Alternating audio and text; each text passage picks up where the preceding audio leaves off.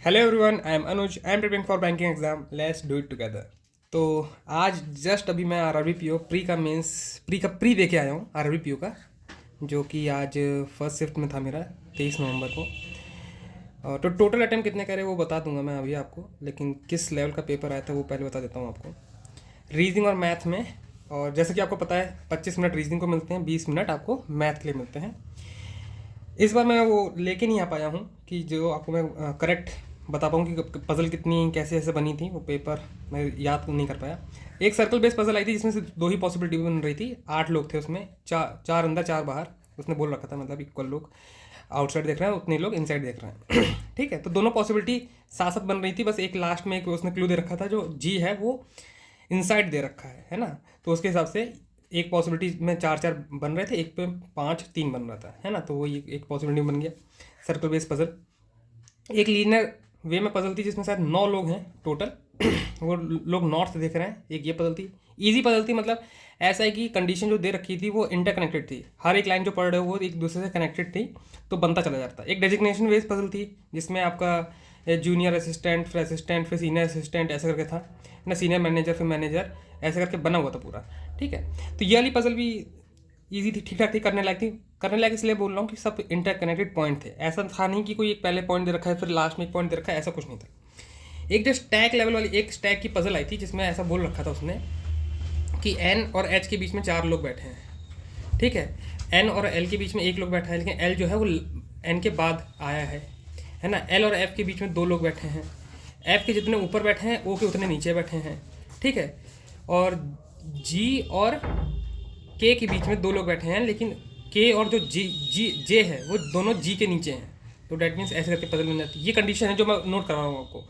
इस पजल में क्योंकि पहली बार में मैंने पजल छुआ तो नहीं बनी मेरी, तो मैंने कितना 2 मिनट या 2.5 मिनट दिया होगा, मैंने स्किप कर दिया इस वाली स्टैक वाली पजल को।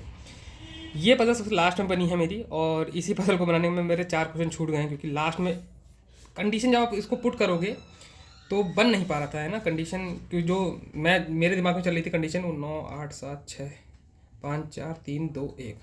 ठीक है, और बोल रखा था जो एफ है एफ के ऊपर एटलीस्ट 1% तो होना चाहिए। तो मेरे दिमाग में चला एन 1 2 3 4 छोड़ के एच यहाँ पे आ जाएगा, एन एल छोड़ के यहाँ पे आ जाएगा, 2 छोड़ के एफ तो यहाँ आएगा नहीं। तो ये कंडीशन खराब, मतलब एन के नीचे एच नहीं आएगा। मैंने यही सोच के ये कंडीशन नहीं ली। फिर मैंने एच को ऊपर लिया, 1 2 3 4 छोड़ के एन यहाँ बैठाया, एक छोड़ के एल यहाँ बैठाया, 2 छोड़ के एफ यहाँ बैठाया। एफ के नीचे 4 जने, ऊपर भी 4 जने, ये भी कंडीशन नहीं होगी।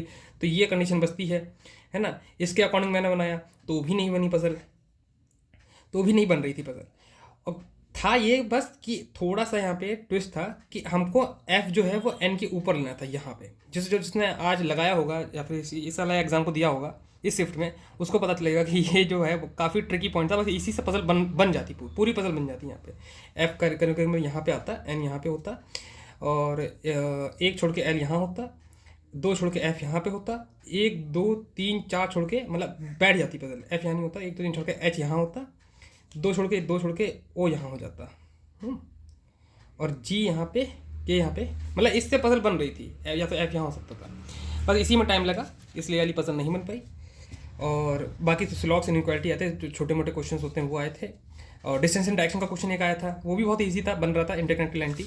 तो कुल मिला के मैंने जो रीजनिंग में अटैम्प्ट करे हैं वो मैंने करे हैं 35। ठीक है, एक कोई मैंने मिसलेंस वाला क्वेश्चन छोड़ा है, जो वर्ड वाला बनाना वाला होता है, वो मैं छोड़ा है। और चार चार जो क्वेश्चन थे वो मैंने इस पजल के छोड़ दिए। तो 35 क्वेश्चन करे हैं मैंने 25 मिनट के अंदर। मैं यही कहूँगा कि हाँ 40 आउट ऑफ 40 हो सकते हैं, अटेम्प्ट 40 आउट ऑफ 40 हो सकते थे, टाइम इतना सफिशिएंट था। लेकिन बस वही है कि कुछ पजल ऐसी ट्रिकी आती हैं, बस आपको ईगो पर नहीं लेना है। यही नहीं कि पहले आपने लगाने के लिए बैठ गए तो आप लगाते ही चले गए। अगर आपने ये ना करा होता तो इतने अटेम्प्ट बन जाते। देखो मैंने भी छोड़ दिया था, सबसे लास्ट में करवाया ये वाला पजल। ठीक है, फिर आते हैं मैथ में क्या था। हाँ, मैथ मैं बोलूँगा कि मॉडरेट लेवल था।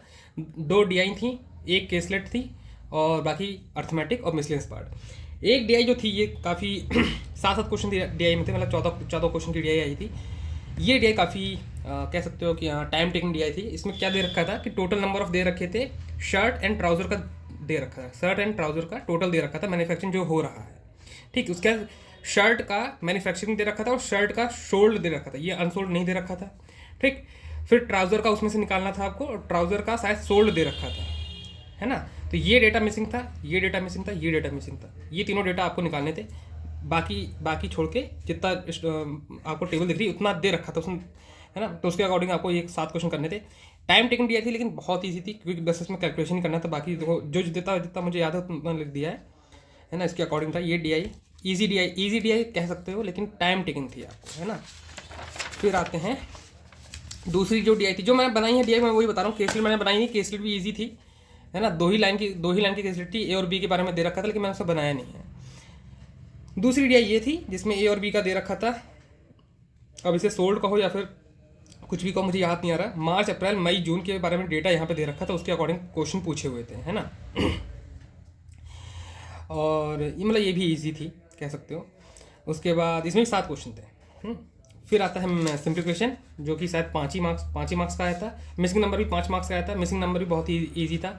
एक में तो शायद आधा मतलब 0.5, फिर इंटू 3 हो रहा था, फिर 0.5, फिर इंटू 3 हो रहा था, ऐसे करके हो रहा था। तो 135 इंटू 0.5 होना था, तो 67.5। ठीक, ये आंसर है जो मुझे याद आ रहा है, मैं वो बता रहा हूँ आपको, है ना। एक इसमें 59 या फिर 57 भी एक आंसर था, है ना। इतना ही जितना मुझे याद आ रहा है। अर्थमेटिक में फिर क्या करा मैंने, अर्थमेटिक में शायद 2 ही क्वेश्चन करे हैं। एक तो ये वाला क्वेश्चन करा है ट्रेन वाला। ट्रेन में क्या है, ट्रेन की स्पीड दे रखी थी और सेकंड दे रखा था, तो उससे उसकी डिस्टेंस आ जाती, है ना। फिर बी के बारे में बोल रखा था, बी जो है वो 5 मीटर पर सेकंड ज़्यादा स्पीड में भागती है ए के कंपैरिजन में, और उसकी जो लेंथ है वो 50 मीटर ज़्यादा है। तो उसकी कितनी लेंथ हो गई, 350। और 550 प्लेटफॉर्म को उसको पार करना है, तो कितना समय लगाएगी, तो कितना 900 हो रहा है। 900 डिवाइड बाय कितना, जो उसका 15 है, 15 के हिसाब से 15, 6, तो 60 सेकंड उसका आंसर हो गया। एक तो ये वाला हो गया। एक ये दे रखा था पार्टनरशिप का क्वेश्चन है। पार्टनरशिप का क्वेश्चन ये था कि A और B 2 लोग हैं जो पार्टनरशिप में हैं। A ने X अमाउंट इन्वेस्ट करा है, B ने 2000 इन्वेस्ट करा है। अब जो डेटा है वो ऊपर नीचे हो सकता है, तो मुझे 2000 याद नहीं आ रहा है इतना, लेकिन A ने 8 महीने के लिए इन्वेस्ट करा है। 8 महीने के बाद उसने क्या करा है, 300 रुपये उसने माइनस कर दिए अपने, ठीक है। तो उसको 4 महीने तक के लिए कर लिया। उसका जो टोटल प्रॉफिट था, इन दोनों का टोटल प्रॉफिट 8,500 आ रहा था, जिसमें से A का जो था वो 3,500 था, और जो B का बचा वो इतना था 5,000, है ना। फिर इसको क्रॉस मल्टीप्लिकेशन करके करोगे तो आंसर मेरा 1500 आ रहा था। अब इतना मुझे नहीं याद आ रहा है कि मतलब 1500 कन्फर्म है, बाकी ये कैलकुलेशन जो पार्ट है वो उसमें डेटा ऊपर नीचे हो सकता है, ठीक है। तो इतना ही मैंने करा था। कितना करा मैंने, 2 DI करी होंगी, एक पूरा सिंप्लीफिकेशन करा, मिसलेनियस करा, और ये 2 अर्थमेटिक क्वेश्चन करे। अर्थमेटिक के 1-2 क्वेश्चन और भी करा हो सकते हैं, मुझे याद नहीं आ रहा है, ठीक है।